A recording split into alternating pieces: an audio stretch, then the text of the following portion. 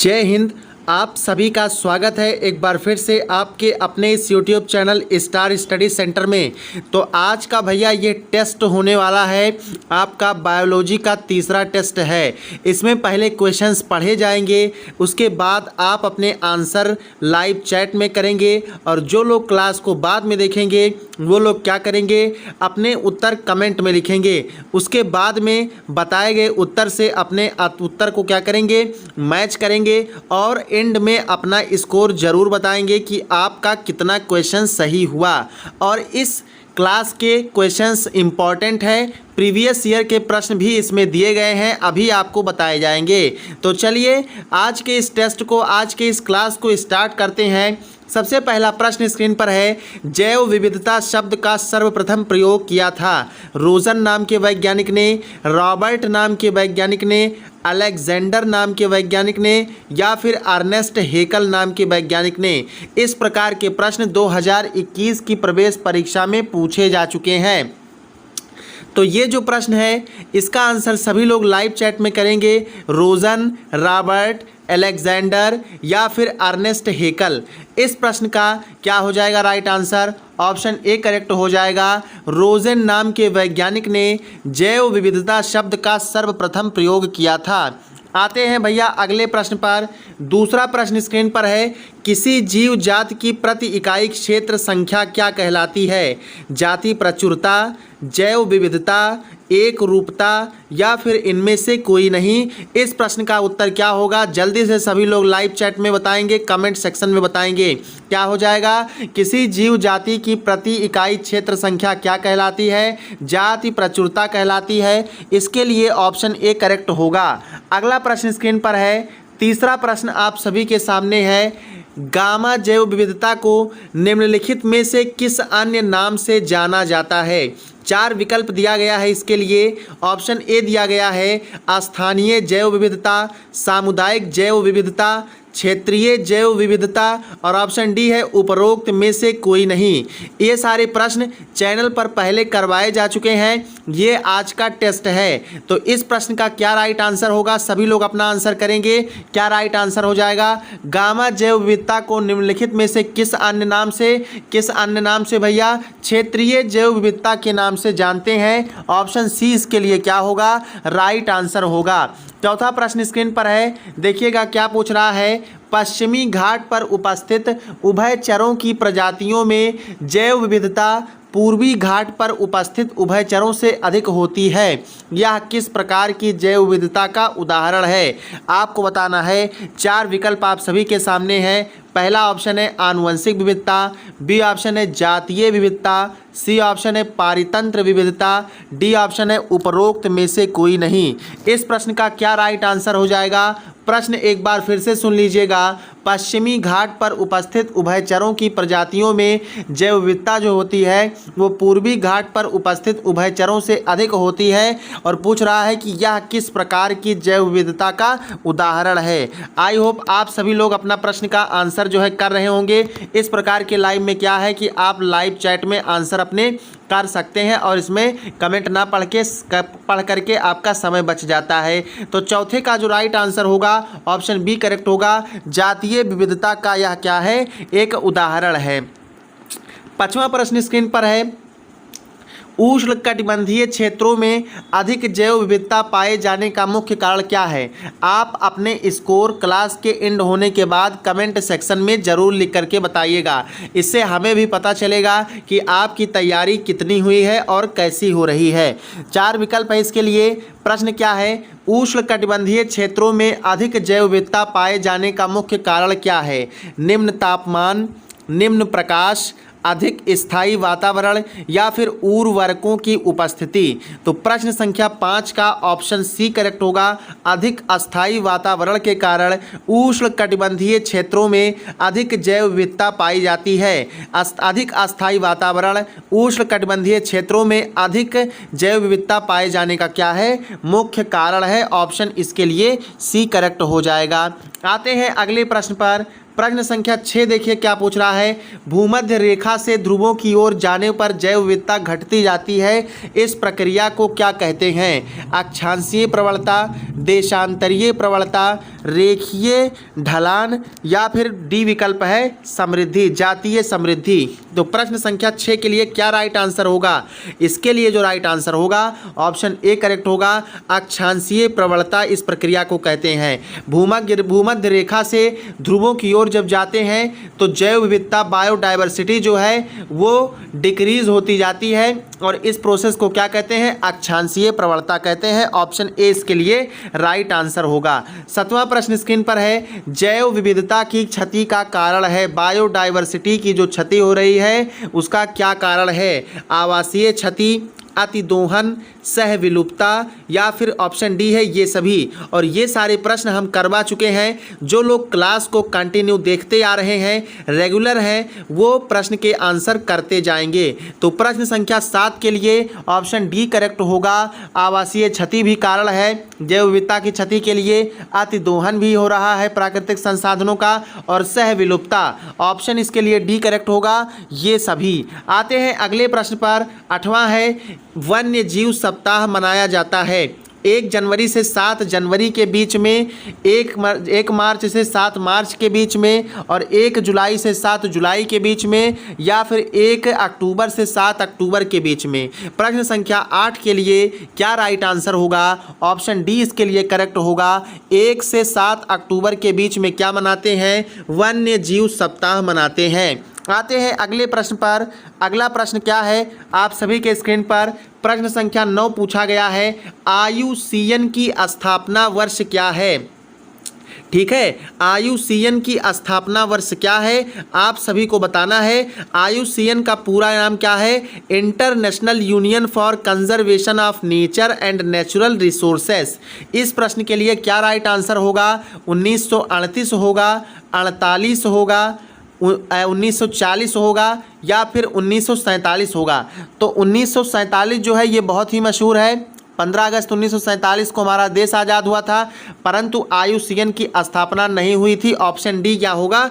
गलत आंसर होगा। इसी प्रकार से ऑप्शन ए और ऑप्शन सी भी आपके क्या होंगे? सही नहीं होंगे। ऑप्शन बी इसके लिए राइट है। 1948 में international union for conservation of nature and natural resources की स्थापना हुई थी। आते हैं अगले प्रश्नों की तरफ। अगले प्रश्न आप सभी के स्क्रीन पर है भैया, देखिएगा। 9वें के बाद आएंगे 10वें प्रश्न पर। क्या पूछ रहा है आप सभी से? 10वां प्रश्न स्क्रीन पर प्रश्न आ चुका है। पूछा गया है पेरियार राष्ट्रीय उद्यान का मुख्य जंतु क्या है? ये प्रश्न मैं करवा चुका हूं, और आज के इस टेस्ट में सभी को इसका आंसर करना है। कमेंट सेक्शन में करेंगे जो लोग बाद में देखेंगे क्लास, और लाइव चैट में जो देख रहे हैं वो कमेंट करते जाइएगा। क्या एंटीलोप, हाथी, गधा, या फिर ऑप्शन डी दिया गया है चीता? तो इस प्रश्न के लिए राइट आंसर क्या होगा भैया? पेरियार राष्ट्रीय उद्यान का जो मुख्य जंतु है वह हाथी है, एलिफेंट है। ऑप्शन इसके लिए क्या होगा?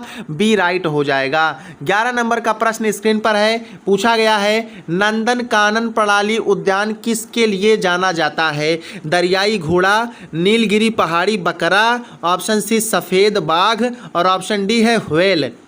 क्या होगा इस प्रश्न का आंसर? ऑप्शन सी क्या होगा? करेक्ट होगा या नहीं? ऑप्शन ए करेक्ट होगा या नहीं? ऑप्शन बी करेक्ट होगा या नहीं? या फिर ऑप्शन डी करेक्ट हो जाएगा? सभी लोगों को भाई आंसर करना है। अगर आज आपने आंसर करने में कंजूसी कर दी, फिर समझ लीजिए कि आपका नुकसान ही नुकसान है, क्योंकि यहाँ पर अगर आपका एक बार गलत होता है तो आप अपने सही आंसर मैच करते हैं, वहाँ पर गलती सुधार हो जाती है। परंतु जब आप अभ्यास ही नहीं करेंगे, प्रश्नों के उत्तर ही नहीं देंगे, तो आप जाएंगे कंप्यूटर पर माउस से बिल्कुल गलत विकल्प चुन करके क्या करेंगे भैया? आ जाएंगे। तो नंदनकानन प्रणाली उद्यान किसके लिए जाना जाता है? सफेद बाघों के लिए जाना जाता है, व्हाइट टाइगर के लिए जाना जाता है। ऑप्शन सी इसके लिए करेक्ट होगा। जिन लोगों का ऑप्शन सी है भैया बिल्कुल करेक्ट है, बधाई के पात्र हैं वो लोग। चलिए प्रश्न संख्या हाँ, और जो लोगों के आंसर गलत हो रहे हैं वो अभी निराश ना हो, आपके पास 20 से 25 दिन का समय है। आप इंपॉर्टेंट प्रश्नों के PDF प्राप्त कर सकते हैं। डिस्क्रिप्शन में आपको व्हाट्सएप नंबर मिल जाएगा, उस पर आप लोग PDF लिख करके मैसेज करेंगे और आपको वहां पर इंपॉर्टेंट क्वेश्चंस के PDF दिए जाएंगे। आप सिर्फ यदि बायो का PDF प्राप्त करते हैं तो आपको उसकी फीस क्या है, 29 रुपये है, और उसमें आपको 150 फाइल प्रोवाइड की जाएगी। सोचिए अगर आप एक PDF का जोड़िए तो आपका नाम मात्र का शुल्क है, बिल्कुल ठीक है। इतना तो आप लोग इधर उधर खर्च कर देते हैं, परंतु पढ़ाई के लिए आप लोग खर्च नहीं करना चाहते हैं। चलिए प्रश्न संख्या 12 है, कान्हा राष्ट्रीय पार्क किसके लिए प्रसिद्ध है? पक्षियों के लिए, गैंडे के लिए, बाघ के लिए, या फिर डी विकल्प है घड़ियाल के लिए? क्या होगा इस प्रश्न का राइट आंसर? 12 का कान्हा राष्ट्रीय उद्यान। इस प्रश्न का क्या होगा? ऑप्शन सी करेक्ट होगा, बाघ के लिए प्रसिद्ध है। ठीक है, इसी प्रकार से प्रश्न क्या गए थे, 21 के प्रवेश परीक्षा में पूछे गए हैं और 22 के प्रवेश परीक्षा में भी इसी प्रकार के प्रश्न आपके आने वाले हैं, तो तैयारी अपनी ज़बरदस्त किए रहिएगा। चलिए 13 नंबर का प्रश्न है, हमारे देश का पक्षी विहार स्थित है कहाँ पर? बांदीपुर में, काजीरंगा में, पलामू में, या फिर भरतपुर में? बहुत ही इजी प्रश्न है। प्रश्न संख्या 13 के लिए क्या राइट आंसर होगा? क्या होगा भैया? पक्षी विहार कहाँ स्थित है? वो भैया भरतपुर में स्थित है। ऑप्शन डी इसके लिए क्या होगा? राइट आंसर हो जाएगा। जिनका भी ऑप्शन डी आया था बिल्कुल करेक्ट आंसर था, बधाई के पात्र हैं। चलिए 14 नंबर का प्रश्न है, भारतवर्ष का सर्वश्रेष्ठ एक्वेरियम स्थित है कहाँ? ZSI कोलकाता में, तारापुर मुंबई में, चेन्नई में, या फिर विशाखापट्टनम में? तो 14 नंबर के प्रश्न का क्या राइट आंसर होगा? ऑप्शन बी, सर्वश्रेष्ठ एक्वेरियम जो भारत का है वो तारापुर मुंबई में स्थित है। ऑप्शन बी इसके लिए करेक्ट हो जाएगा प्रश्न संख्या 14 के लिए। अगला प्रश्न है, ठीक है, देखिए प्रश्न संख्या 15 है, कान्हा राष्ट्रीय उद्यान किस राज्य में स्थित है? क्या राजस्थान में, क्या उत्तर प्रदेश में, मध्य प्रदेश में, या फिर डी विकल्प है असम में? ठीक है, क्या होगा राइट आंसर? प्रश्न संख्या 15 का सभी लोग राइट आंसर करिए। भैया कान्हा राष्ट्रीय उद्यान कहाँ स्थित है? मध्य प्रदेश में स्थित है। ऑप्शन सी इसके लिए क्या होगा? राइट आंसर हो जाएगा। 16 नंबर का प्रश्न है, आपके राज्य से आप यूपी पॉलिटेक्निक का एग्जाम देने जा रहे हैं और आपके राज्य से ही एक प्रश्न पूछा गया है, दुधवा राष्ट्रीय उद्यान किस राज्य में स्थित है? ठीक है, राजस्थान में, उत्तर प्रदेश में, मध्य प्रदेश में, या फिर ऑप्शन डी है गुजरात में? तो प्रश्न संख्या 16 का सभी लोग राइट आंसर करेंगे। चलिए बहुत बढ़िया, सभी लोग राइट आंसर करिएगा। इसका बी ऑप्शन करेक्ट हो जाएगा, उत्तर प्रदेश में स्थित है। दुधवा नेशनल पार्क कहाँ पर स्थित है? दुधवा राष्ट्रीय उद्यान कहाँ पर स्थित है? भैया उत्तर प्रदेश में स्थित है। उत्तर प्रदेश बोले तो खीरी लखीमपुर जिले में स्थित है। 17 नंबर का प्रश्न है, भारत में सर्प उद्यान स्थित है। भाई जो लोग ये सारे प्रश्न देख चुके हैं वो उनके लिए क्या है, टेस्ट है। जो लोग टेस्ट ना समझे वो लोग रिवीजन क्लास समझ सकते हैं। तो भारत में सर्प उद्यान कहाँ स्थित है? 17 का ऑप्शन ए दिल्ली होगा, ऑप्शन सी कर्नाटक दिया गया है, डी ऑप्शन राजस्थान दिया है, बी ऑप्शन चेन्नई दिया है। इसके लिए कौन सा ऑप्शन राइट होगा? ऑप्शन बी राइट होगा। भारत का सर्प उद्यान कहाँ स्थित है? चेन्नई में स्थित है। और चेन्नई कहाँ की राजधानी है? कहाँ की राजधानी है बताओ सबके सब। ठीक है, राजधानी कहाँ है चेन्नई का? तमिलनाडु का या पश्चिम बंगाल का या फिर कोनो और राज्य का? चलो 18 नंबर का क्वेश्चन है, केरल की शांत घाटी किसके लिए संरक्षित है? बाघों के लिए, लंगूर के लिए, जंगली भैंसों के लिए, दुर्लभ वृक्षों के लिए? इस प्रश्न के लिए राइट आंसर क्या हो जाएगा? केरल की शांत घाटी किसके लिए संरक्षित है? रिजर्व है, कंजर्व है? क्या होगा? बाघों, लंगूरों के लिए, जंगली भैंसों के लिए, या फिर दुर्लभ वृक्षों के लिए? इसका ऑप्शन डी करेक्ट होगा, दुर्लभ वृक्षों के लिए संरक्षित है। और कौन से जंतु के लिए मशहूर है? तो ये लायन टेल्ड मकाके के लिए मशहूर है। और 21 में सेम टू सेम यही प्रश्न आपका उतार दिया गया था। ठीक है, जो मैंने अभी आपको बताया है कि किस जंतु के लिए प्रसिद्ध है, तो लायन टेल्ड मकाके के लिए। चलो अगला प्रश्न स्क्रीन पर है 29 नंबर का, भारत में बनने वाला प्रथम राष्ट्रीय उद्यान है गिर, काजीरंगा, कान्हा, या फिर जिम कॉर्बेट? और वो राज्य कौन सा है जहाँ पर पहला बना था? उत्तराखंड है भैया। उत्तराखंड राज्य में है। अब चलो इस प्रश्न का आंसर करोगे। 19 नंबर के क्वेश्चन का राइट आंसर क्या होगा? Option D, Jim Corbett national park Uttarakhand में स्थित है। आते हैं अगले प्रश्न पर। 20 नंबर का प्रश्न आप सभी के स्क्रीन पर है। सुंदरवन राष्ट्रीय उद्यान स्थित है। बिल्कुल इजी सा प्रश्न है। क्या इसका राइट आंसर होगा?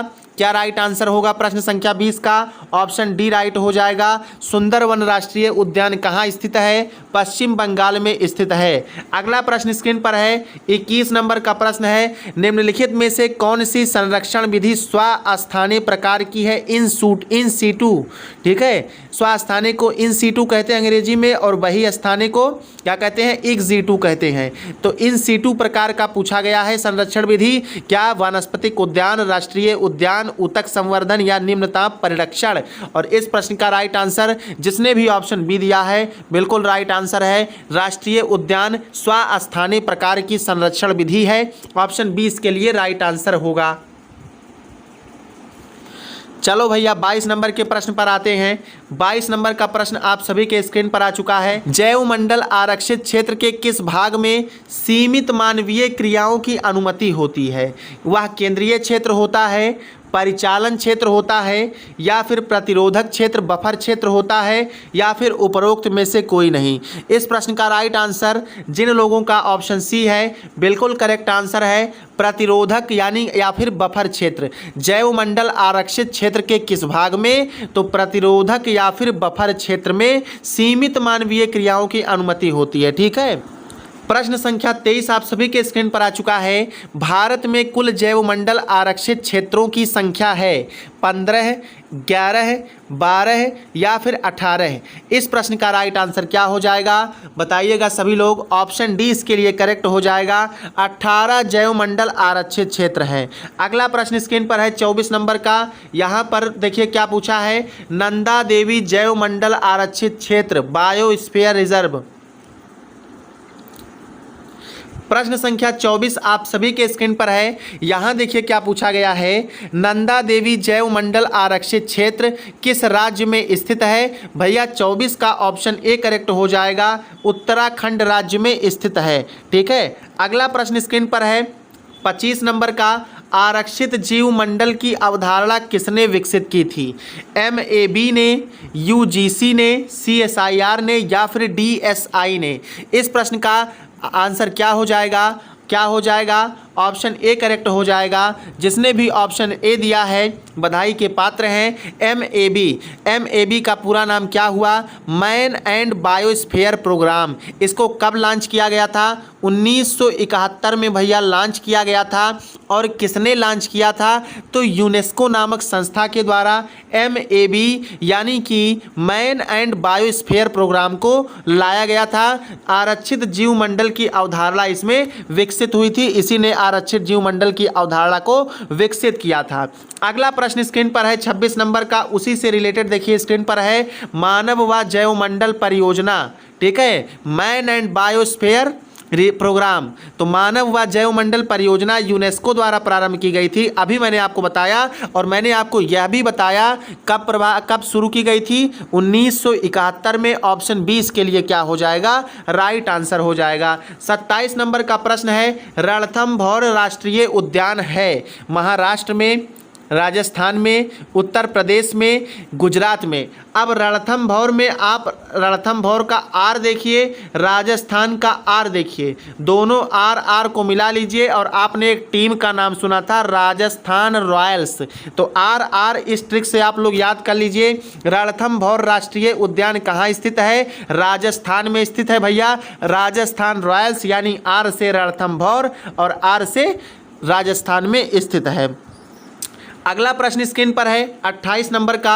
राष्ट्रीय उद्यान में क्या संरक्षित किया जाता है? केवल जंतु वर्ग को, केवल पेड़ पौधों को, पारिस्थितिक तंत्र को, इकोसिस्टम को, या फिर पौधों और जंतुओं दोनों को। राष्ट्रीय उद्यान में भैया हम पौधों को भी संरक्षित कर सकते हैं और जंतुओं को भी संरक्षित कर सकते हैं। ऑप्शन डी इसके लिए क्या होगा, करेक्ट आंसर हो जाएगा। अभी एक क्वेश्चन का आंसर आपसे पूछा जाएगा और आपको उसका आंसर कमेंट में करना है क्लास एंड होने के बाद, और वो प्रश्न आपके स्क्रीन पर आ चुका है। वर्तमान में भारत में वन्य जीव अभयारण्यों की संख्या कितनी है, 440, 53, 448 या फिर ऑप्शन डी है 500। इसका आंसर आप सभी लोग कमेंट सेक्शन में जरूर करिएगा, ठीक है। अगला प्रश्न स्क्रीन पर है 30 नंबर का, देखिएगा पूछा गया है चिल्का झील पक्षी शरण स्थल स्थित है किस राज्य में, ओडिशा में, तमिलनाडु में, पंजाब में या फिर पश्चिम बंगाल में। तो प्रश्न संख्या 30 का राइट आंसर क्या हो जाएगा भैया, क्या हो जाएगा, ऑप्शन ए करेक्ट हो जाएगा। जिन लोगों का ऑप्शन ए आया है बिल्कुल राइट आंसर है, ओडिशा राज्य में चिल्का झील पक्षी शरण स्थल स्थित है। आते हैं अगले प्रश्न पर, 31 नंबर का क्वेश्चन है और 2021 में यही क्वेश्चन सेम टू सेम उतार दिया गया था आपके क्वेश्चन पेपर में, ऑनलाइन जो एग्जाम हुआ था। पूछा गया है बाघ परियोजना किस वर्ष प्रारंभ की गई थी, वर्ष 1972 में, वर्ष 1973 में, वर्ष 1974 में या फिर वर्ष 1971 में। तो 31 नंबर का क्वेश्चन जो है इसका राइट आंसर ऑप्शन बी 1973 में यहाँ बाघ परियोजना प्रारंभ की गई रहा, ठीक है।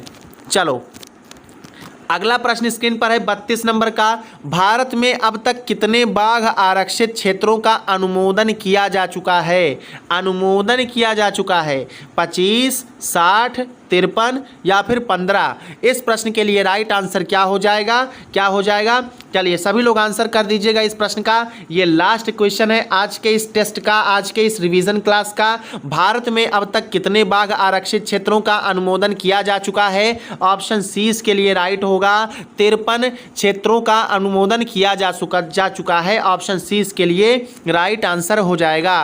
कैसा लगा आज का टेस्ट, आप अपने स्कोर कमेंट सेक्शन में जरूर बताएंगे। भाई जो लोग चैनल पर हैं नए वो लोग चैनल को सब्सक्राइब कर लेंगे, साथ ही जिन लोगों को इंपॉर्टेंट क्वेश्चंस के पीडीएफ चाहिए वो डिस्क्रिप्शन में दिए गए व्हाट्सएप नंबर पर आप लोग पीडीएफ लिख करके मैसेज करेंगे। और आपसे एक रिक्वेस्ट है, जब आपको पीडीएफ परचेज करना हो तभी आप मैसेज करिए, ठीक है। आप लोग बेकार में मैसेज करते हैं तो ऐसा ना हो भाई कि जिसको ज़रूरत हो उसके लिए भी नंबर हटा दिया जाए, डिस्क्रिप्शन से हटा दिया जाए, तो ऐसा मत करिए। जिसको पीडीएफ चाहिए सिर्फ वही लोग पीडीएफ लिख करके क्या करेंगे, मैसेज करेंगे। मात्र 29 रुपये में आपको इंपॉर्टेंट क्वेश्चंस के 150 पीडीएफ फाइल प्रोवाइड किए जा रहे हैं और इससे अधिक ही प्रोवाइड हमने किए हैं। और क्लास आपको आज का कैसा लगा, रिवीजन टेस्ट आपको आज कैसा लगा या टेस्ट कह लीजिए कैसा लगा, ये कमेंट सेक्शन में ज़रूर बताइएगा। मिलते हैं नेक्स्ट क्लास में, नेक्स्ट रिवीजन क्लास में, नेक्स्ट टेस्ट में। जय हिंद।